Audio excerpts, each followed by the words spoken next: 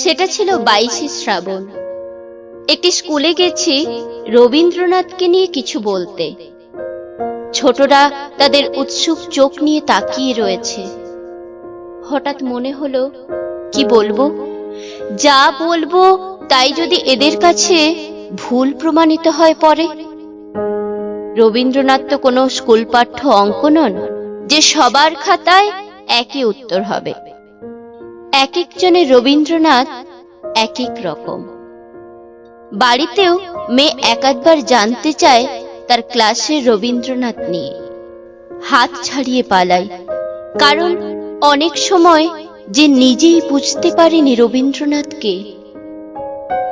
ধরা যাক সোনার তরী, এই একটা সব গুলিয়ে দেওয়া লেখা আমার জীবনে। হ্যাঁ, আমার জীবনে, অন্যের জীবনে তা নাও হতে পারে। প্রথম এই কবিতাকে আমি কিভাবে পাই? এক বর্ষার বিকেল বেলার শেষে, এক বারান্দায় বসে থাকার সময় কবিতাটি আমাকে দেখা দেয়। আমার বয়স তখন 8। 1962 সালের জুলাই মাস ছিল সেটা। সারা দিন বৃষ্টি হয়ে সন্ধেবেলা ধরে এসেছে। আকাশ স্লেট রঙের কালো থেকে একটু উজ্জ্বল, সূর্য নেই। আমার মা কবিতাটি পড়ছিল সঞ্চয়িতা থেকে, উচ্চারণ করে করে। আমার মায়ের কিন্তু কবিতা টবিতা বলার ঝোঁক একেবারেই ছিল না। সারা দিন নানা কাজে ব্যস্ত থাকতে হতো তাকে। গল্পের বই পড়তো, কবিতা কখনো না। তবে সেদিন মা পড়ছিল কেন? পড়ছিল আমার বাবার কথা মনে করে। এপ্রিল মাসে বাবার মৃত্যু হয়েছে। বাবার ছিল ওই কবিতা বলা, গান গাওয়ার স্বভাব। এক একটা মানুষ থাকে না, সারাদিন বাড়িতেই থাকে, ফুল গাছ লাগায়, বই পড়ে, গান গায়, কবিতাও পড়ে, কিন্তু কিছু করে না। বাবাও সেই রকমই ছিল। প্রায় কালো হয়ে আসা আকাশের নিচে গাছপালা যখন সারাদিনের বৃষ্টিতে ভেজা, তখন সেই কবিতার শেষ লাইনগুলো শুনতে শুনতে আমার মনে হয়েছিল এই কবিতাটি আমার বাবার মৃত্যু নিয়েই লেখা। শ্রাবণ গগন ঘিরে ঘন মেঘ ঘুরে ফিরে, শূন্য নদীর তীরে রহিনু পড়ি, যাহা ছিল নিয়ে গেল সোনার তরী। বুকের মধ্যে কি একটা চাপা কষ্টের গুরুভার। আমাদের ওই ছোট সংসারের মধ্যে বাবা ছিল একটা আনন্দের উৎস। সারাদিন ছোট ছোট গান, মজা, কবিতা, বাগান এসব করে অভাবের কথা যেন ভুলিয়ে রাখত। সেই লোকটা চলে গেছে, আর আসবে না, এটাই যেন ওই কবিতার সার কথা। স্নেহ হারানো, শোক পাবার কবিতা হয়েই ওই সোনার তরী রইল আমার কাছে। তারপর বয়স বাড়ল। আস্তে আস্তে বইপত্র উল্টাতে গিয়ে দেখি কি ভয়ানক সব তর্কাতর্কি হয়ে গেছে ওই কবিতা নিয়ে। বোকার মতো ওই সোনার তরীকে আমি শোকের কবিতা ভেবেছি কেন? না, কখনো আমি কাউকে বলি না আর ওই কবিতা নিয়ে একটি কথাও। কিন্তু আজও যদি চোখ বন্ধ করে মনে ভাবি ওই তরু ছায়া মসিমাখা কথাটি, তবে আমাদের সেই রানাঘাটের সিদ্ধেশ্বরী তলার সেই পুকুর পাড়ের বাড়ি আর তার গাছ আর চূর্ণী নদীর তীরই মনে পড়ে। আরো আছে, চূর্ণী নদী বললাম না, তার ধারে একটা বট গাছের নিচে বাবার সঙ্গে দাঁড়িয়ে আছি। বাবার মুখে একটা গান, অমল ধবল পানে লেগেছে মন্দ মধুর হাওয়া, দেখি নাই কভু দেখি নাই এমন তরুণী বাওয়া, অমল ধবল পালে লেগেছে। তরুণী কি না নৌকো? নৌকো তো অনেক যায় আমাদের নদী দিয়ে, যেমন যায় কচুরি পানারা। অমলও জানে, অমলদা সব পেয়েছি আসরে ড্রিল করায়, ড্রাম বাজায়। কিন্তু ধবল কাকে বলে? গানের পরে বাবার উত্তর, ধবল হলো সাদা। ওই যে বালির নৌকাটাকে দেখ, ওর তো পাল আছে, সাদা পাল, ওই রকমই। দেখলাম একটা বড় নৌকো ধীরে ধীরে ভেসে যাচ্ছে, একটা ছই রয়েছে। ওই রকম নৌকো তো কতই দাঁড়িয়ে থাকে চূর্ণের তীরে, নৌকোর কানা পর্যন্ত জল। ওই নৌকোটায় বড় একটা পাল লাগানো।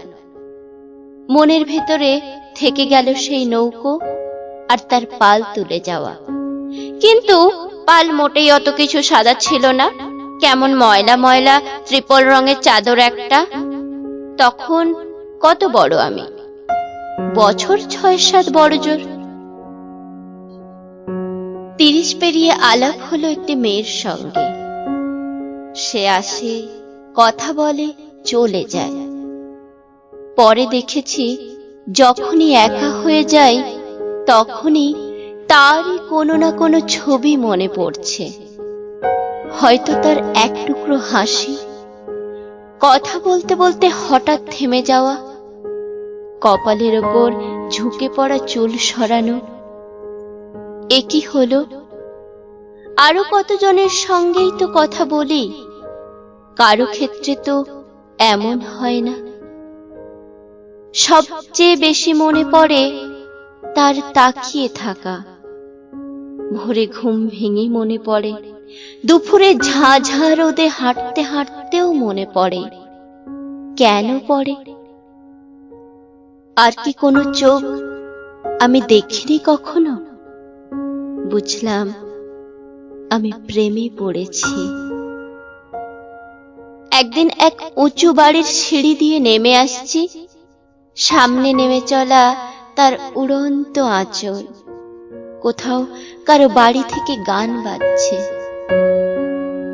দেখি নাই কভু দেখি নাই এমন তরুণী বাওয়া, দেখি নাই কভু দেখি নাই এমন তরুণী বাওয়া। থমকে আছি, পা চলছে না। শৈশবের সেই পুরনো গান কি এক নতুন মানে নিয়ে আজ আমার সামনে দাঁড়াতে এলো? এই তরুণী কি তবে সেই আশ্চর্য নৌকো বেয়ে যাওয়া? যখন এরপর থেকে ওই গান শুনেছি, মনে পড়েছে তার চেয়ে থাকা। কবরখানার মধ্যে দিয়ে হাঁটতে হাঁটতে বেরিয়ে আসছে দুজনে, পিছনে রক্তিম সূর্যাস্ত। একটা জলের বোতল ব্যাগ থেকে বার করে এগিয়ে দেওয়ার সময় তাকিয়ে আছে। আমাদের সে দেখাশোনার উপর ছেদ পড়তে কয়েক মাসের বেশি সময় লাগলো না, কিন্তু ওই গানের মধ্যে থেকে গেল মেয়েটি। তারপর আরো 19 বছর কেটে গেছে। আমার মেয়েকে যে হোস্টেলে দিয়েছি তার পাশেই গঙ্গা। এক রবিবার বিকেলে হোস্টেলের ধারে বটগাছের নিচে সিমেন্টে বাঁধানো বেদিতে বসে আছে মেয়ের সঙ্গে। সে এখন 15 পেরিয়ে 16 পড়েছে। সেও বর্ষাকাল ভালোবাসে। আজ সারাদিনের মেঘে ঢাকা ছিল আকাশ, কিন্তু এখন একটু পরিষ্কার। সূর্য অস্তে নামছেন, আলো বেরিয়ে আসছে। মেয়ে বলল, ওই দেখো। দেখি ছোট একটা নৌকো তরতর করে চলে আসছে স্রোতের সঙ্গে। তার উপরে একটা পাল লাগানো। মেয়ে গাইতে শুরু করলো, অমল ধবল পাল লেগেছে, মন্দ মধুর হাওয়া, দেখি নাই কভু দেখি নাই এমন তরুণী বাওয়া। দেখি না। ও শেখে টেখে না, শুধু শুনে শুনে জানে। কিন্তু ওর গেয়ে চলবার সঙ্গে সঙ্গে সব ভুলে ওই গান এসে দাঁড়ালো আমার 50 বছরের দোরগড়ায়। তখন আমার চোখ ভেসে যায় চোখের জলে। এই গানের কি মানে হলো তবে আমার কাছে? আমাকে এই প্রশ্নের মধ্যে রেখে সূর্য তার অস্তে চললেন। পিছনে ঝরিছে ঝড়ো ঝড়ো জল, গুরু গুরু দেয়া ডাকে, মুখে এসে পড়ে অরুণ কিরণ ছিন্ন মেঘের ফাঁকে। ওগো কান্ডারি, কে গো তুমি? কার হাসি কান্নার ধন? ভেবে মরে মোর মন। মুখে এসে পড়ে অরুণ কিরণ ছিন্ন মেঘের ফাঁকে। ওগো কান্ডারি, কে গো তুমি? কার হাসি কান্নার ধন? ওগো কান্ডারি, কে গো তুমি? কার হাসি কান্নার ধন? ভেবে মরে মোর মন। কোন সুরে আজ বাঁধিবে যন্ত্র, যে মন্ত্র হবে গাওয়া? দেখি নাই কভু, দেখি না